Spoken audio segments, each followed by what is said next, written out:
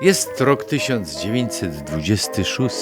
Szanowni Państwo, tu Wasz korespondent od spraw fortuny, ryzyka i przyspieszonego bicia serca. Słyszą Państwo ten dźwięk? To brzęk kolejnego żetonu rzucanego o lin. To puls epoki, która nie uznaje umiaru. W europejskich salonach od Monte Carlo po francuskie Deauville hazard ma nienaganne maniery. Tu królują smokingi i suknie, które w świetle żyrandoli lśnią niczym wygrane franki. Pije się wyłącznie francuski koniak i szampana, a powietrze ciężkie jest od dymu hawańskich cygar.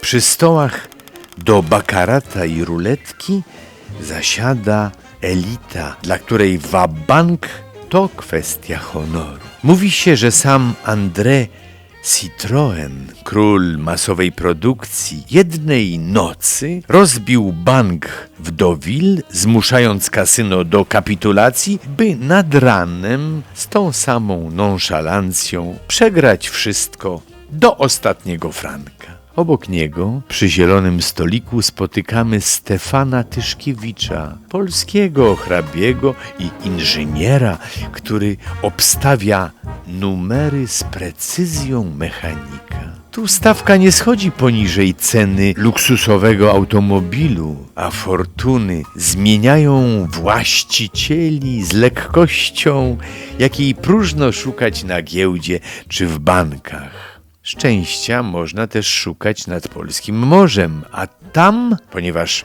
Sopocki Grand Hotel to wciąż las rusztowań, polska elita tłoczy się w starym Kurhausie. To tam nasz rodzimy wabank zderza się z twardym gdańskim guldenem, a duma warszawskich salonów zostaje wystawiona na najcięższą próbę przy kole ruletki. Oczy całego świata zwracają się ku Ameryce. To tu, w rodowych rezydencjach Newport, u Alice Vanderbilt, nienagannej The Alice, garstka wybrańców zasiada do bakarata w jej marmurowych salonach.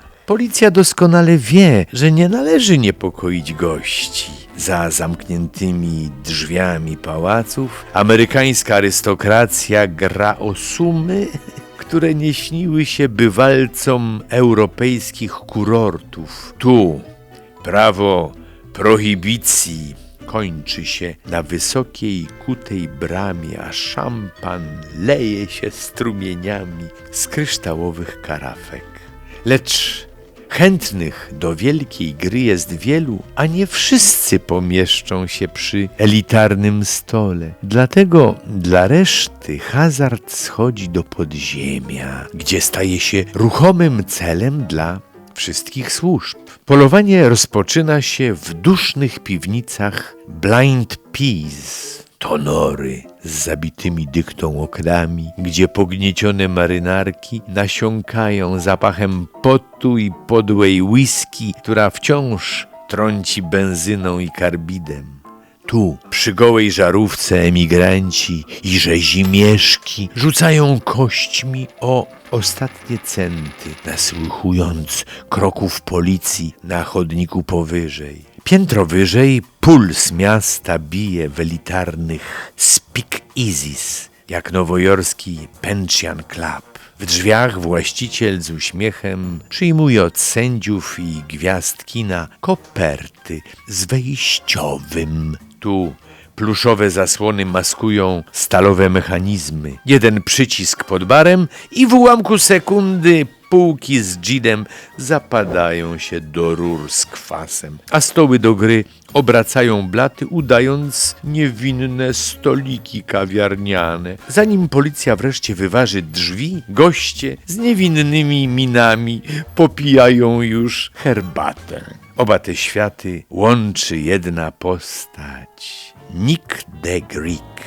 to najbardziej dynamiczny gracz 1926 roku. Z jednej strony patronuje wędrownym grom w kości, które co noc przynoszą się w inne miejsca, byle zmylić policyjny nos. Nick potrafi przez całą noc trzymać bank w dusznej piwnicy, by chwilę później zawitać na zamknięte sesje w luksusowych apartamentach Park Central czy Lexington. To właśnie tam w 1926 roku Nick krzyżuje karty z samym Arnoldem Rothsteinem, mózgiem, który zorganizował hazard na skalę przemysłową.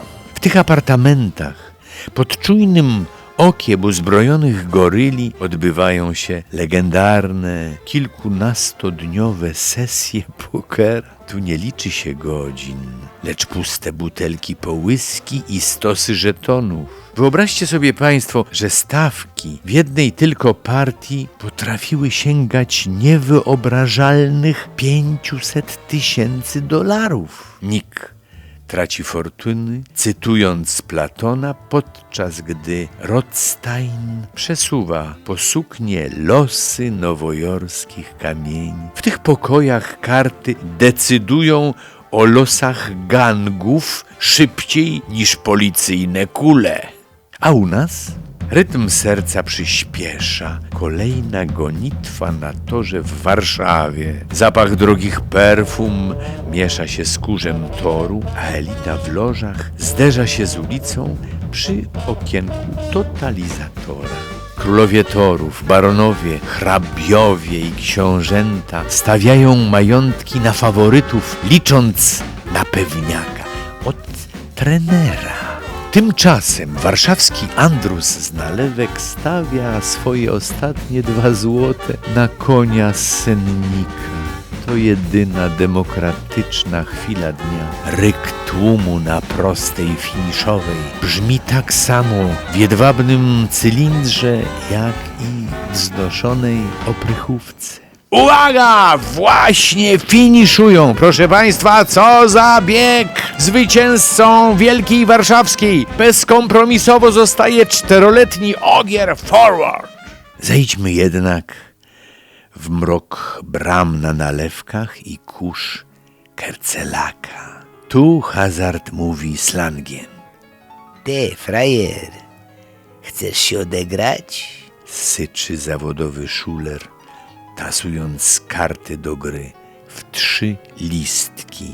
Tu nie ma fair play. Szulerzy uliczni, ci królowie cienia, używają elektrycznych talii i znaczonych kart, by oczyścić naiwnego robotnika z całej tygodniówki w 3 sekundy. Stawki są małe, ale dla gracza to być albo nie być. Pieniądze krążą szybko, ale najwięcej zawsze zostaje w kieszeni tego, który trzyma karty lub majcher pod pazuchą. Lecz gdy kurz opada, a wielcy gracze liczą straty, pozostaje 13. loteria państwowa. Podczas gdy przeciętna godzinówka robotnika lub sprzątaczki to zaledwie 60 groszy, to najtańszy kupon, ta jedyna przepustka do raju, kosztuje aż 10 złotych, a w puli zawrotne 350 000 złotych. Ludzie kłębią się przed kolekturami, ściskając w spoconych dłoniach ćwiartki losów. W 1926 roku cała Polska żyje jednym zwycięskim numerem. 5, 8, 6, 6, 9. Bo choć pieniądze wędrują od stolika do stolika, największy zysk z tej narodowej gorączki trafia i tak do skarbu państwa, który zgrabnie zamienia te tysiące przegranych marzeń na jedno wspólne i z tych cegiełek nadziei buduje port w Gdyni. Fortuna kołem się kręci. Od blichtru po bruk. W 1926 roku kochała odważnych, ale rzadko bywała im wierna. Pamiętajcie państwo, niezależnie od tego, czy karta idzie, czy nie, fason trzyma się do końca. O ten warszawski, niezmienny od 1926 roku dba manufaktura Sterkowski, bo dobrze dobrany kapelusz to jedyny pewny zakład, jakiego państwo mogą dziś dokonać. Pilnujcie swoich losów i nadziei. Tu Radio Days 1926. Dziękujemy za uwagę. Czytał Stanisław Górka.